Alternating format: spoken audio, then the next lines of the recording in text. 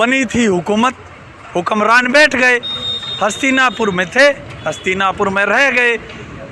जो आए थे, जिस जनता को माना वो सभी आतंकवादी है।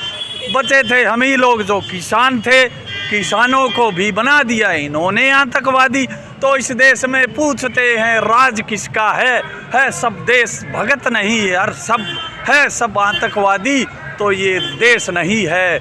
तुम क्या कर रहे हो सियासत वालों, गोली मारो, ये लाशें चल रही है। जब होगा इनकलाब ये लाशें नहीं होगी, ये नया इनकलाब लिखा जाएगा। तुम पूछते हो ये किसान नहीं है, चलो हम आतंकवादी हैं, घोषित तो कर दो, मार दो यार। हम वतन के कुर्बान हैं, हम वो लोग हैं जान दे देंगे, नहीं हटेंगे। जो काले कानूनों की बर्बादी हमारी लिखे, हम मिट जाएंगे, तुम्हें हम सरकार नहीं मानेंगे है सियासत वालों। और क्या क्या तुम सुन पाओगे। जो बनाए मंदिर मस्जिद है वो तुम बांटते हो, हम नहीं बटेंगे। तुम कहते थे ये एक है, एक नहीं है, हम एक हैं, कर लो। हम क्यों डरे इन सरकारों को, हम है सरकार बनाने वाले। ये हमको नहीं मानते तो हम इनको सरकार क्यों माने। ये बारिशों में हम तड़पते रहते हैं, माँ मिट्टी से हम मिलते रहते हैं, तो ये हमें सरकार हमारा क्या बिगाड़ पाएगी। हम है सरकार बनाने वाले, इन्हें जीने में आसानी बहुत है, हमारे दर्द दिल जख्मों में परेशानी बहुत है सरकार तुम संभल जाओ। हमारी भी जिंदा रहने की हैरानी तुम्हें भी बहुत है। जो हम चल पाते हैं, मुस्कुरा पाते हैं ना ये जो चेहरे, तो इनके दर्द में जीने में हाल बेहाल है सियासत वाले। ये देखो चेहरों पे मुस्कान कितनी है। राजनीति वाले कहते हैं ना वो 2-4 बेटे हैं 2000 होंगे, अरे हम तो बेहिसाब है। वो कहते हैं किसान ये होता है, किसान वैसा होता है, अरे हमारी मिसाल क्या दे पाओगे साहब, हम बेमिसाल हैं। तुम अंदाज़ा नहीं लगा पाओगे यार, हम वो लोग फौलाद हैं। और पूछते हैं फंडिंग आती कहाँ से है हुक्मरानों, सुन लो। जो बेटे बेटियों की वजह से तुम जाते हो वतन से बाहर, जो कहते हो वतन की ताकत ये है, वो शान बेटे बेटी हमारे भाई बहन हैं, तब बनती है ये फंडिंग। अगर दिलों जान पे हमारी होगी कुर्बान, तो वो बेटे बेटी हमें क्यों नहीं पहचानेंगे, वो फंडिंग हम हैं लोग। हमारे साथ बुजुर्ग किसान हैं, हम उनसे बात करने जा रहे हैं। पाजी सत श्री अकाल। पाजी कहाँ से आए हैं आप? जी जो सरकार ने काले कानून 3 तैयार करे ना जी उन्होंने ਅਸੀਂ ਰੱਦ ਕਰਾਉਣ ਵਾਸਤੇ ਆਏ ਹਾਂ। काले कानून रद्द करने। पाजी आपको ये लगता है कि आज जो बात होने जा रही है केंद्र सरकार और किसान नेताओं के बीच में, क्या कुछ रास्ता निकल कर आ रहा है? ਪਰ ਇਹ ਤਾਂ ਸਾਰੇ ਸੂਬੇ ਖੜੇ ਹੋ ਰਹੇ ਨੇ, ਹੁਣ ਤਾਂ ਸਾਰਿਆਂ ਨੂੰ ਤਕਲੀਫ ਹੈ ਤੇ ਉਹਨਾਂ ਦੇ ਉੱਤੇ ਪਹਿਲਾਂ ਤੋਂ ਹੀ ਤਕਲੀਫ ਆਈ ਹੋਈ ਸੀ, ਸਾਡੇ ਤੇ ਹੁਣ ਆ ਗਈ। आप कब से यहाँ पर हैं, कितने दिन हो गए आपको यहाँ पर? ਸਾਨੂੰ ਆਇਆ ਨੂੰ ਜੀ ਅੱਜ 40 ਦਿਨ ਦਾ ਗੇੜ ਹੋ ਗਿਆ, 26 ਤਰੀਕ ਦੇ ਅਗਲੀ ਦੇ ਆਏ ਆ। 26 तारीख से आप यहाँ हाँ पर? जी। ਤੇ कितनी उम्र है आपकी? ਮੇਰੀ ਉਮਰ ਜੀ 69 ਸਾਲ ਦੀ ਹੈ। जी। कितने बच्चे हैं आपके? ਮੇਰੇ 3 ਬੱਚੇ ਨੇ ਜੀ, ਜੀ। ਇੱਕ ਗੁੱਡੀ ਹੈ, 2 ਮੁੰਡੇ ਨੇ, जी 2 ਨੂੰਹਾਂ ਨੇ, ਪੋਤੇ ਨੇ, ਇੱਕ ਪੋਤੀ ਹੈ। जी सर, अच्छा जो सरकार के मंत्री मिनिस्टर कह रहे हैं कि ये बड़े किसानों ही आंदोलन कर रहे हैं, छोटे किसान नहीं कर रहे जी। आप कितने खेती है आपकी जी, कितनी कमाई हो जाती है साल भर की? ਸਾਡੇ ਕੋਲ ਜੀ 8-9 ਕਿੱਲੇ ਜ਼ਮੀਨ ਦੇ ਨੇ, जी ਬਾਕੀ ਟਰੱਕ ਟਰੈਕਟਰ ਵੀ ਹਣਗੇ ਤੇ ਪਰ ਆਮਦਨ ਤਾਂ ਪਹਿਲਾਂ ਹੀ ਥੋੜੀ ਸਾਡੇ ਤੇ ਜੋ ਕੁਛ ਹੈ ਤੇਲ ਹੈ ਉਹ ਜ਼ਿਆਦਾ ਵੱਧ ਗਿਆ, ਕਿਰਾਏ ਨੇ ਉਹ ਵੱਧ ਗਏ, ਜੇ ਕੋਈ ਰਿਪੇਅਰ ਕਰਾਉਣੀ ਹੈ ਉਹ ਜ਼ਿਆਦਾ ਵੱਧ ਗਈ, ਉਹ ਤਾਂ 50 ਗੁਣਾ ਵੱਧ ਗਈ। ਆਈਡੀ ਨੇ ਇਹ ਪਹਿਲਾਂ ਆਖਿਆ ਸੀ ਵੀ ਸਵਾਮੀਨਾਥਨ ਦੀ ਮੈਂ ਰਿਪੋਰਟ ਪੇਸ਼ ਲਾਗੂ ਕਰੂੰ, ਜੋ ਪ੍ਰਧਾਨ स्वामीनाथन आयोग की ਹਾਂ रिपोर्ट। ਪ੍ਰਧਾਨ ਮੰਤਰੀ ਨੇ, जी ਉਹਨੇ ਸਵਾਮੀਨਾਥਨ ਦੀ ਕੀ ਕਰਨੀ ਸੀ, ਉਹਦਾ ਸਾਡੀਆਂ ਜਿੰਨੀ ਮੰਡੀ ਬੋਰਡ ਤੋਂ ਲਾ ਸਾਰਿਆਂ ਦਾ ਵੀ ਇਹਨਾਂ ਨੂੰ ਮੈਂ ਤਾਂ ਪ੍ਰਾਈਵੇਟ ਕਰੂੰ। ਜੇ ਹਸਪਤਾਲ ਆ ਉਹ ਵੀ ਪ੍ਰਾਈਵੇਟ ਹੈ, ਇਲਾਜ ਸਾਡਾ ਕਿਸੇ ਦਾ ਹੋ ਨਹੀਂ ਰਿਹਾ जी ਕਿਉਂ ਇਲਾਜ ਕਰਾਉਣ ਜੋ ਕੋਈ ਗੁੰਜਾਇਸ਼ ਹੀ ਨਹੀਂ ਹੈ। ਤੇ ਜੇ ਕੋਈ ਮਤਲਬ ਰੇਲ ਵਾ ਉਹ ਵੀ ਪ੍ਰਾਈਵੇਟ, ਜੇ ਹਸਪਤਾਲ ਉਹ ਵੀ ਪ੍ਰਾਈਵੇਟ ਹੈ, ਜੇ ਪਾਣੀ ਪੀਣ ਨੂੰ ਸਪਲਾਈ ਹੈ ਵਾਟਰ ਬਾਕਸ ਵੀ ਪ੍ਰਾਈਵੇਟ। ਦੱਸੋ ਸਾਡੀ ਬਿਨਾਂ ਪ੍ਰਾਈਵੇਟ ਤੋਂ ਕੋਈ ਚੀਜ਼ ਨਹੀਂ, ਉਹ ਮੰਡੀਆਂ ਪ੍ਰਾਈਵੇਟ ਕਰਨ ਨੂੰ ਫਿਰਦਾ। सरकार अब खेती बाड़ी को भी प्राइवेट कर रही ਕਰ है। ਰਹੀ ਹੈ ये आप ਜੋ लोग के ਖੇਤੀਬਾੜੀ ਹੈ ਵੀ ਕਿਤੇ ਵੇਚੋ, ਵੇਚਾਂਗੇ ਕਿੱਥੇ ਜਾ ਕੇ ਅਸੀਂ।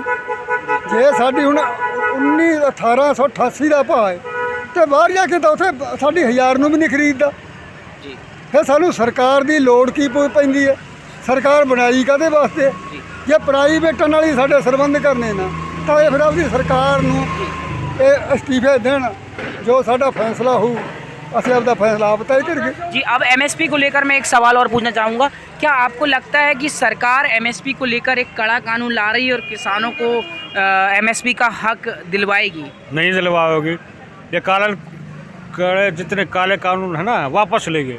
जी, वापस लेना चाहिए सर। वापस लेना चाहिए। आप कहाँ से? हरियाणा से जी? हाँ, रोहतक से आ रहा हूँ। अच्छा, रोहतक से आ रहे हाँ, हैं। अपना नजदीक जी, है। अभी कब से आए हुए हैं? कितने दिन हो गए आपको? 2 दिन हो गए। 2 दिन हो गए। हाँ। आगे क्या प्लान है यदि नहीं करती सरकार तो आगे क्या करना है? मरने जाने का वो हम तो यही रहेंगे, यही रहेंगे आप? किसान तो यही रहेंगे तो बस। आप देख सकते हैं किसान रुकने वाला नहीं है, डरने वाला नहीं है सरकार की नीतियों से।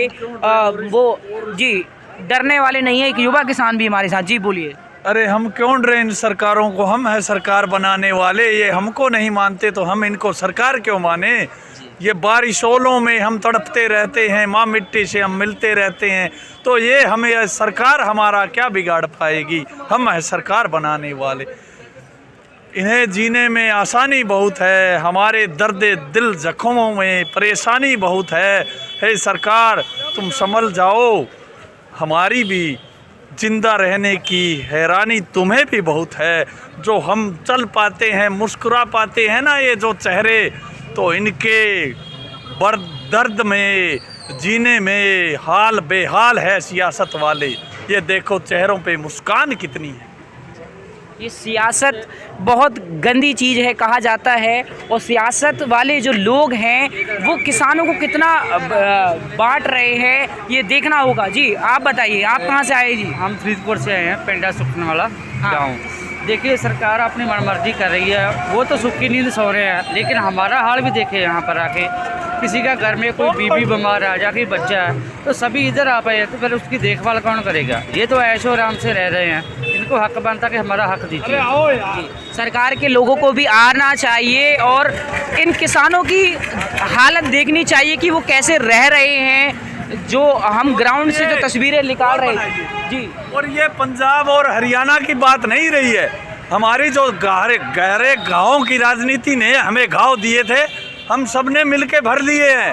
और ये बात वहाँ तक नहीं रही, ये पूरा हिंदुस्तान है।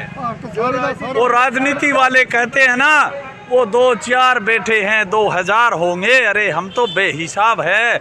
वो कहते हैं किसान ये होता है, किसान वैसा होता है, अरे हमारी मिसाल क्या दे पाओगे साहब? हम बेमिसाल हैं, तुम अंदाज़ा नहीं लगा पाओगे यार, हम वो लोग फौलाद हैं।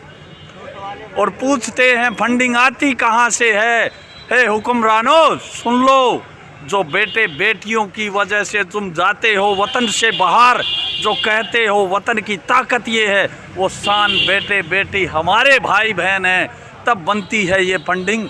अगर दिलों जान पे हमारी होगी कुर्बान तो वो बेटे बेटी हमें क्यों नहीं पहचानेंगे? वो फंडिंग हम हैं लोग।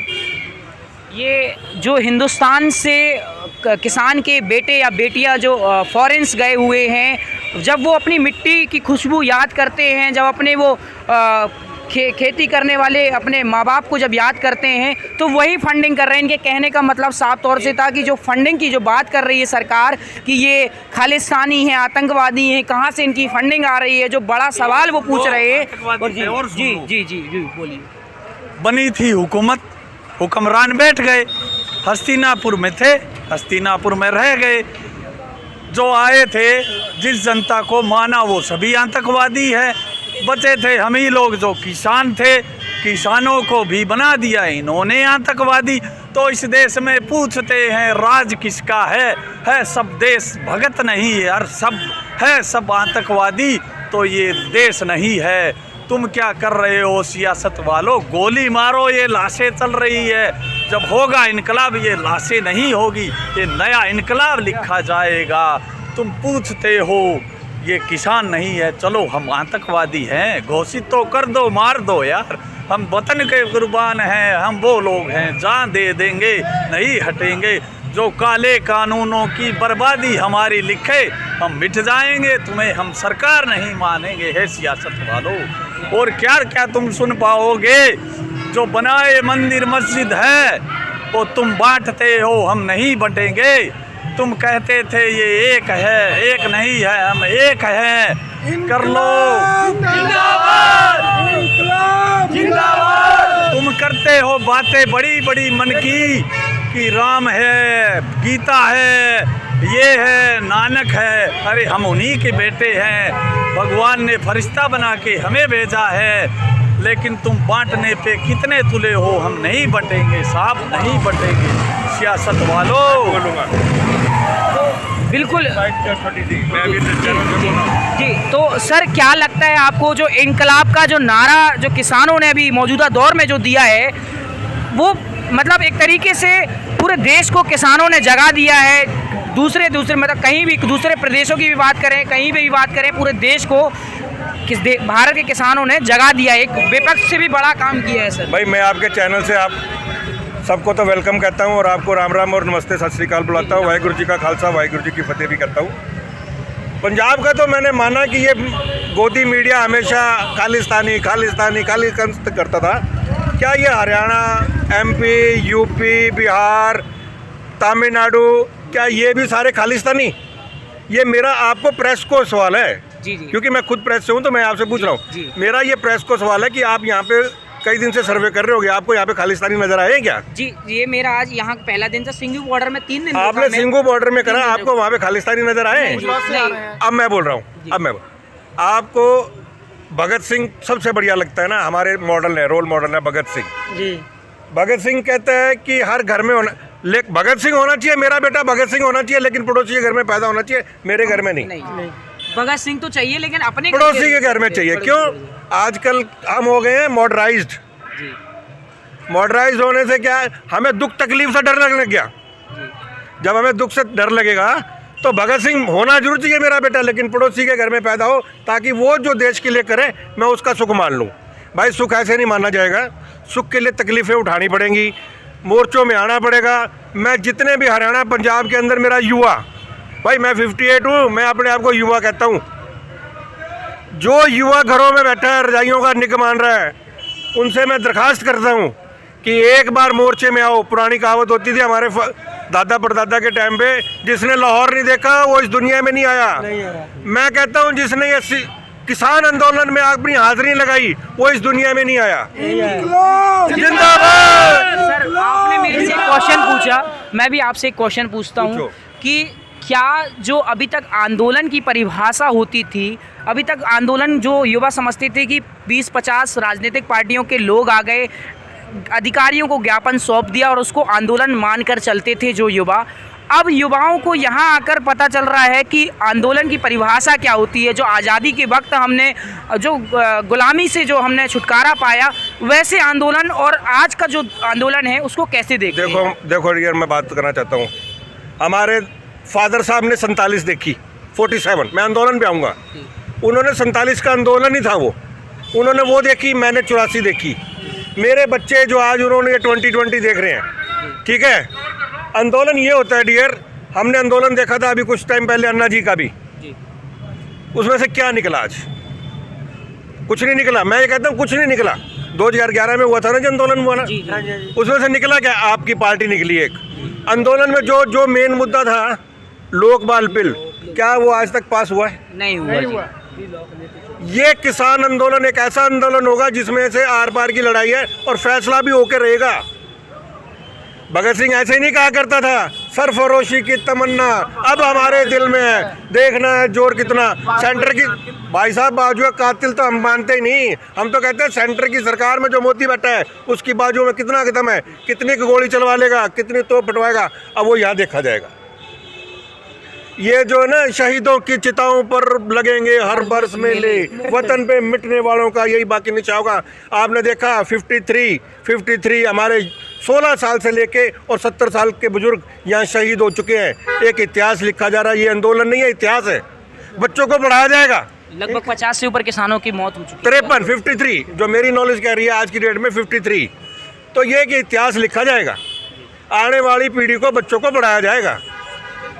आज से 20 से 25 साल बाद ये हिस्ट्री की बुक बिल्कुल में पढ़ाया जाएगा। ये जो जैसे आज अभी आपने बोला कि जो 1907 में जो किसान आंदोलन, भगत सिंह के फादर और उनके जिंदा